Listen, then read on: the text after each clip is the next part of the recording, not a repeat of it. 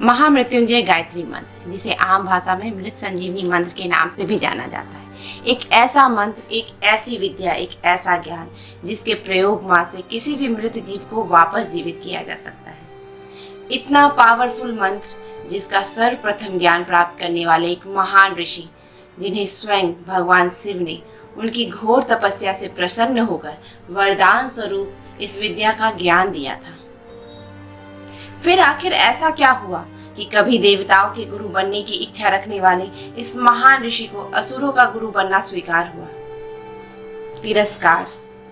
तिरस्कार वो भाव है जो एक व्यक्ति को नैतिकता के पथ से हटाकर वह करने पर मजबूर कर दे सकता है जो इस संसार की दृष्टि में गलत हो। यह पहली बार नहीं है कि किसी ने तिरस्कार सहा है अपने गुरु से इस संसार से।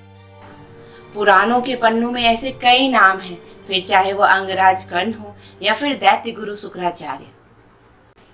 जी हाँ, इस वीडियो में हम बात करने वाले हैं दैत्य गुरु शुक्राचार्य की। आखिर किसने उनका तिरस्कार किया और ऐसी कौन सी परिस्थितियां थी जिसने एक महान नायक को खलनायक बनने पर मजबूर कर दिया? नियति ने हर बार शुक्राचार्य जी के जीवन में एक नया मोड़ लिया और यही बात शुक्राचार्य जी के जीवन को एक बेहद दिलचस्प कहानी में बदल देती है।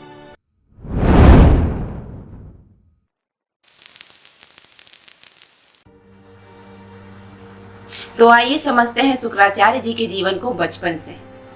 देवी भागवत के अनुसार महर्षि भृगु और उनकी दूसरी पत्नी काव्य माता के पुत्र शुक्राचार्य जी का जन्म श्रावण महीने के शुद्ध अष्टमी के दिन हुआ था। वैसे तो जन्म पर उनका नाम उष्णा रखा गया था, लेकिन आगे चलकर उन्हें शुक्राचार्य के नाम से जाना जाने लगा, जो आज भी नवग्रहों में शुक्र ग्रह के रूप में विराजमान है। एक विशेष आकाश तत्व, सबसे अलग, सबसे अकेला दिखने वाला एक चमकदार तारा। कैसे मिला उन्हें नवग्रहों में स्थान और कैसे उष्णा कहलाए शुक्राचार्य, इसके पीछे शिव जी और शुक्राचार्य जी से जुड़ी एक बेहद ही दिलचस्प कहानी है, जिसे जानने के लिए वीडियो को अंत तक जरूर देखें। शुक्राचार्य बचपन से ही बहुत तेजस्वी और होनहार बालक थे और छोटी उम्र में ही शिक्षा प्राप्त करने के लिए महर्षि अंगिरस के आश्रम में रहने लगे। वहां रहकर उन्होंने अपने गुरु से राजनीति, रणनीति, विज्ञान और तप साधना जैसी कई शिक्षा प्राप्त की।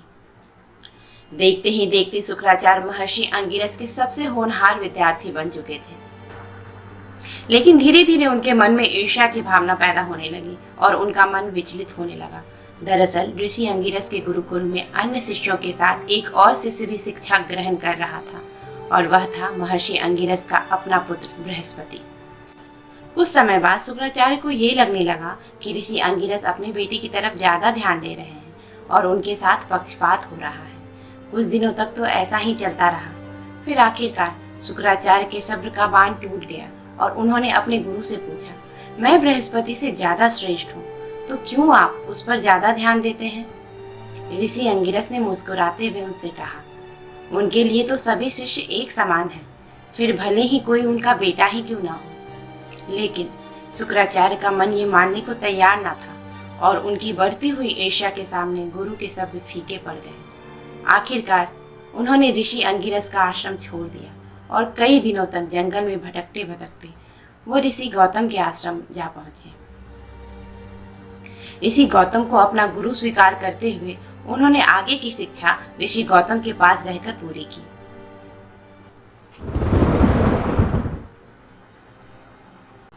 लेकिन जल्द ही एक बार फिर शुक्राचार्य का सामना अपने पुराने गुरु अंगिरस के पुत्र बृहस्पति से होता है। एक प्रचलित कथा के अनुसार जब शुक्राचार्य और बृहस्पति अपनी अपनी शिक्षा पूरी कर देवलोक पहुंचे, तब दोनों ने इंद्रदेव के सामने देवताओं के गुरु बनने की इच्छा प्रकट की। इंद्रदेव अच्छे से जानते थे कि शुक्राचार्य बृहस्पति से ज्यादा श्रेष्ठ है और ज्ञानी है, लेकिन माना जाता है इंद्रदेव और बृहस्पति बहुत अच्छे मित्र थे और इसलिए वो इंद्रदेव को काफी प्रिय भी थे।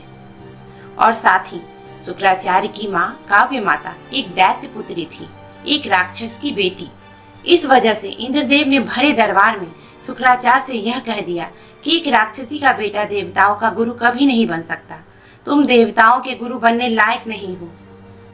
इंद्रदेव के इस एक वाक्य ने मानो शुक्राचार्य की सालों की शिक्षा और तपस्या पर पानी फेर दिया हो। शुक्राचार्य के मन में इंद्रदेव के लिए जो उनका सम्मान था वह हमेशा के लिए समाप्त हो गया। और जब शुक्राचार्य को पता चला कि बृहस्पति देवताओं के गुरु बन गए हैं, जिसके कारण राक्षस उनसे बार बार हार रहे हैं, तो उन्हें बड़ा आश्चर्य हुआ कि कोई भी राक्षसों का समर्थन नहीं कर रहा है। बृहस्पति के कारण देवताओं का युद्ध भारी पड़ता देख शुक्राचार्य को अपने बचपन में गुरु द्वारा तथा इंद्रदेव द्वारा किए गए पक्षपात की याद आ गई और भरे दरबार में हुए अपने अपमान को याद करते हुए जीवन भर लोक कल्याण का स्वप्न देखने वाले शुक्राचार्य ने ठान लिया कि वे अब देवताओं के विपरीत असुरों के गुरु बनना स्वीकार करेंगे। अब वो दैत्यों के गुरु तो बन गए थे, लेकिन अभी भी दैवीय शक्ति की उपस्थिति के कारण देवता दानव पर भारी पड़ रहे थे। यह देखकर अपने शिष्य को जिताने के लिए, अपना गुरु धर्म निभाने के लिए उन्हें एक बार फिर अपने गुरु ऋषि गौतम की याद आ गई। गौतम ऋषि के आश्रम में अपनी शिक्षा पूरी करते समय शुक्राचार्य को मृत संजीवनी मंत्र के बारे में पता चला था। मृत संजीवनी विद्या एक ऐसी विद्या है जिसे किसी भी जीव को पुनर्जीवित किया जा सकता है। शुक्राचार्य को याद था कि ऋषि गौतम ने स्पष्ट कहा था कि इस विद्या का ज्ञान उन्हें सिर्फ और सिर्फ महादेव ही सिखा सकते हैं। बिना समय गवाए इस संजीवनी विद्या को प्राप्त करने के लिए वह महादेव की तपस्या के लिए जंगल में चले जाते हैं।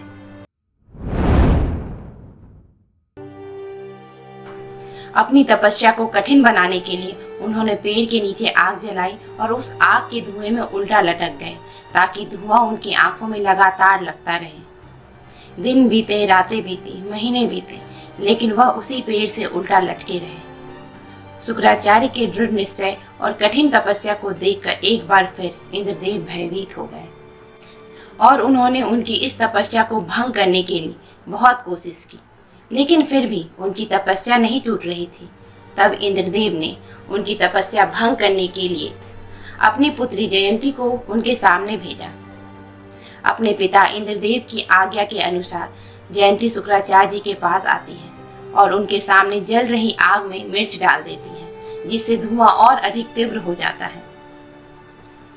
अब शुक्राचार्य जी के आंख, नाक, मुंह से खून बहने लगता है, लेकिन फिर भी शुक्राचार्य ने अपनी तपस्या जारी रखी।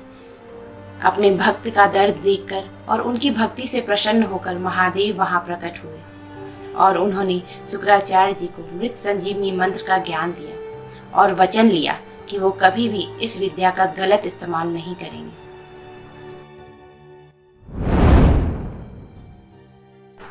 इधर शुक्राचार्य जी के इस दृढ़ संकल्प से इंद्रदेव की पुत्री जयंती उनसे बहुत प्रभावित होती है। उसने शुक्राचार्य जी से क्षमा मांगते हुए कहा कि अब मैं समझ गई हूँ कि मेरे पिता इंद्रदेव ने आपके साथ गलत किया है, और साथ ही जयंती ने शुक्राचार्य जी से विवाह करने की इच्छा प्रकट की। शुक्राचार्य जी ने उसका यह प्रस्ताव स्वीकार कर लिया और इस तरह इंद्रदेव की कन्या जयंती का विवाह असुर के गुरु शुक्राचार्य से हो जाता है। लेकिन अब शुक्राचार्य जी को मृत संजीवनी मंत्र मिल चुका था। अब वो युद्ध में मारे गए असुरों को पुनर्जीवित कर सकते थे। इसका फायदा उठाकर असुरों ने तीनों लोकों में हाहाकार मचा दिया। यदि कोई असुर मर जाता तो शुक्राचार्य उसे पुनर्जीवित कर देते थे। यह देखकर इंद्रदेव अन्य देवताओं के साथ विष्णु जी के पास गए और उनसे मदद मांगी।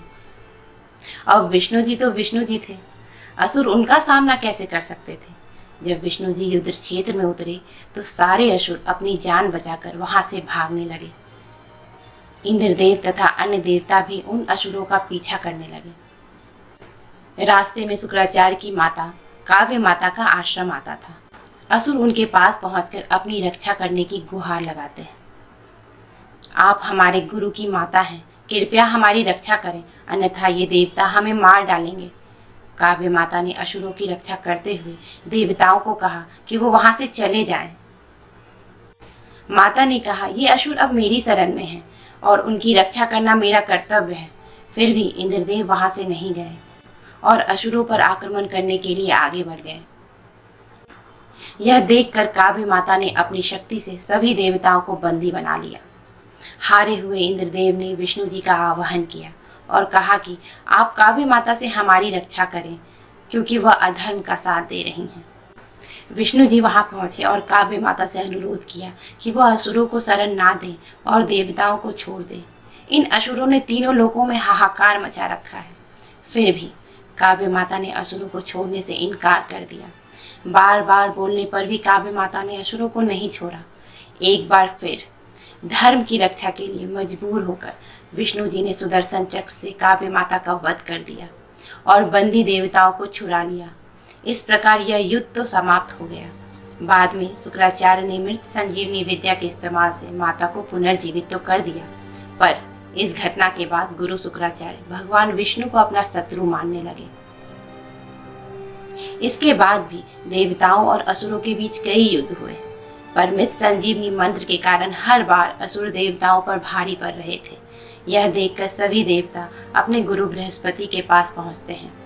इस बार देवताओं के गुरु बृहस्पति एक योजना बनाते हैं और संजीवनी मंत्र प्राप्त करने के उद्देश्य से गुरु बृहस्पति ने अपने पुत्र कक्ष को शुक्राचार्य जी के पास भेजा। अपने पुत्र को भेजने के पीछे का कारण था शुक्राचार्य जी की पुत्री दिव्यानी। शुक्राचार्य जी अपनी पुत्री दिव्यानी से बहुत प्रेम करते थे। गुरु बृहस्पति जानते थे अगर दिव्यानी शुक्राचार्य जी से कक्ष को अपना शिष्य बनाने को कहेगी तो शुक्राचार्य जी मना नहीं कर पाएंगे, और ऐसा ही हुआ। कक्ष दिव्यानी से प्रेम करने लगा, दिव्यानी भी कक्ष से प्रेम करने लगी। शुक्राचार्य जी ने दिव्यानी के कहने पर कक्ष को अपना शिष्य बना लिया। अब समझिए, कक्ष जो देव गुरु का पुत्र है वो शिष्य किसका बन गया? असुरों के गुरु का। तो इससे असुरों को समस्या तो होगी ही, इसलिए असुर इस निर्णय से खुश नहीं थे। असुरों को लगा कि देव गुरु बृहस्पति का पुत्र मृत संजीवनी मंत्र सीख जाएगा तो वो कभी भी देवताओं को हरा नहीं पाएंगे। इसलिए उन्होंने कई बार कक्ष को मारने की कोशिश की, लेकिन हर बार शुक्राचार्य संजीवनी मंत्र का प्रयोग करके कक्ष को पुनर्जीवित कर देते थे। आखिरकार एक बार असुर कक्ष को मारने में सफल हो गए। असुरों ने कक्ष के पूरे शरीर को जला डाला और वह उनकी राख को मदिरा में मिलाकर शुक्राचार्य जी को ही पिला दिया। अब कक्ष उनके पेट में था। शुक्राचार्य जी को इस बात का पता चलते ही उन्होंने मृत संजीवनी मंत्र का प्रयोग करना चाहा, पर अब समस्या यह थी कि शुक्राचार्य जी संजीवनी मंत्र का प्रयोग करके कक्ष को पुनर्जीवित तो कर सकते थे, लेकिन इस प्रक्रिया में शुक्राचार्य जी की मृत्यु हो जाती। फिर अपनी दिव्य शक्तियों से उन्होंने कक्ष की आत्मा को पेट में ही मृत संजीवनी मंत्र सिखाया और कक्ष को पुनर्जीवित कर दिया। पुनर्जीवित होकर कक्ष गुरु के पेट को चीर कर बाहर आ गया। अब चूंकि उसने संजीवनी मंत्र सीख लिया था तो उसने उसके प्रयोग से अपने गुरु शुक्राचार्य जी को पुनर्जीवित कर दिया। इससे सब कुछ वापस ठीक हो गया, लेकिन कक्ष की संजीवनी मंत्र पाने की मनसा भी पूरी हो गई। इसलिए वह चुपचाप बिना किसी को बताए देवलोक की ओर चल पड़ता है। देवयानी ने कक्ष को जाते हुए देखा तो उसने कक्ष से अपना प्रेम व्यक्त करते हुए शादी करने का प्रस्ताव रखा, लेकिन कक्ष को इसकी कोई परवाह न थी। उसने स्पष्ट कहा, तुम मेरी गुरु की पुत्री हो, मैं तुम्हें अपनी बहन मानता हूँ, मैं तुमसे शादी नहीं कर सकता। कक्ष की यह बात सुनकर देवयानी का हृदय टूट गया और वो सब कुछ समझ गई कि कक्ष ने बस संजीवनी मंत्र प्राप्त करने के लिए मेरा उपयोग किया है। इसलिए देवयानी कक्ष को श्राप देती है और कहती है, जब तुम्हें इस मंत्र की सबसे अधिक आवश्यकता होगी तब तुम इस विद्या को भूल जाओगे। और यह कहकर वो वहां से चली जाती है। और बाद में वही हुआ। देवताओं और राक्षसों के युद्ध में जब कक्ष ने संजीवनी मंत्र का प्रयोग किया और देवताओं को पुनर्जीवित करने का प्रयास किया तो वह अपनी उस विद्या को भूल गया और इस तरह छल कपट से प्राप्त यह ज्ञान उसके किसी काम न आई। लेकिन अब तक शुक्राचार्य जी भूल चुके थे कि उन्होंने महादेव को वचन दिया था कि वो इस मंत्र का दुरुपयोग नहीं करेंगे। भूल कर कई बार उन्होंने देवताओं के खिलाफ ही इस मंत्र का दुरुपयोग करना शुरू कर दिया। जब महादेव ने देखा कि शुक्राचार्य उनकी सिखाए हुए संजीवनी मंत्र का गलत इस्तेमाल कर रहे हैं तो वो बहुत क्रोधित हुए। शिव पुराण के अनुसार क्रोध में उन्होंने अपना आकार बड़ा किया और क्रोध की अग्नि में शुक्राचार्य को निगल गए। काफी प्रयास करने के बाद भी जब शुक्राचार्य शिव जी के पेट से नहीं निकल पाए तो वो कहाँ हार मानने वाले थे। उन्होंने शिव जी के पेट के अंदर ही बैठकर शिव जी की ही तपस्या करनी शुरू कर दी। माना जाता है कि शुक्राचार्य इसी तरह सालों तक महादेव के शरीर के अंदर बंद रहे।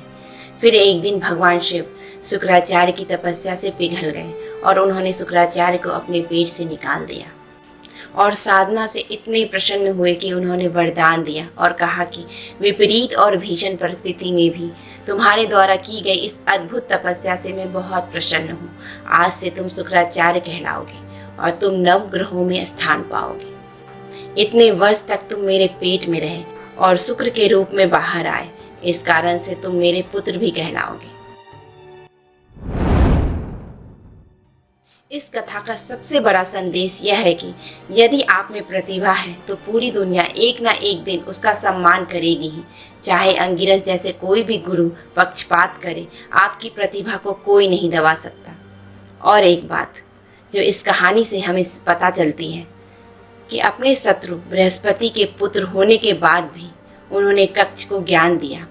बचपन में एक शिष्य के रूप में उनके साथ जो भेदभाव हुआ, वह भेदभाव उन्होंने अपने शिष्यों के साथ कभी नहीं किया। और आपको बता दूं कि केवल राक्षस ही नहीं उनके शिष्य थे, पितामह भीष्म जैसे महान योद्धा भी उनके शिष्य थे। यह कहानी सुनने के बाद शुक्राचार्य जी को आप किस दृष्टि से देखते हैं?